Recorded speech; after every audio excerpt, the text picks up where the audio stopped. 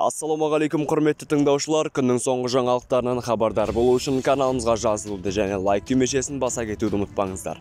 Алматыда жер сілкінісі сезілді. 1 қазанға қараған түні алматылықтар ошағы көршілес Қырғызстанда орналасқан жер сілкінісінен сезген деп хабарлайды қалалық төтенше жағдайлар департаментінің баспасөз қызметіне сілтеме жасаған kaz.kz сайты. Төтенше жағдайлар департаментінің мәліметінше, төтенше жағдайлар министрлігінің сейсмикалық станциялар желісі сағат түнгі 3:30-да жер сілкінісін тіркеген. Жер сілкінісінің ошағы Алматыдан оңтүстікке қарай 122 шақырым жерде Қырғызстан аумағында орналасқаны анықталды. Алматыда жер үсті дүмпулерінің сезілу деңгейі 2-3 балды құраған. Алматы қаласы төтенше жағдайлар департаментіне қалаға жер сілкінісі салдарынан ғимараттың қираған туралы ақпарат жоқтығын айтты. Сондай-ақ төтенше жағдайлар департаментінде жер сілкінісі кезінде азаматтарға мынадай әрекеттер ету ережелерін еске салды. Сабыр сақтау керек, үрейленбеуге тырысу қажет. Жер сілкінісі кезінде лифт пен баспалдақтарды пайдаланбаған абзал.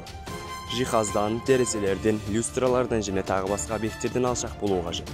Мықты, қауіпсіз баспана табу қажет. Азамат жоғары қабаттарға орналасқан жағдайда қабырғалардың бір бұрышында сүйеніп тығылған жөн.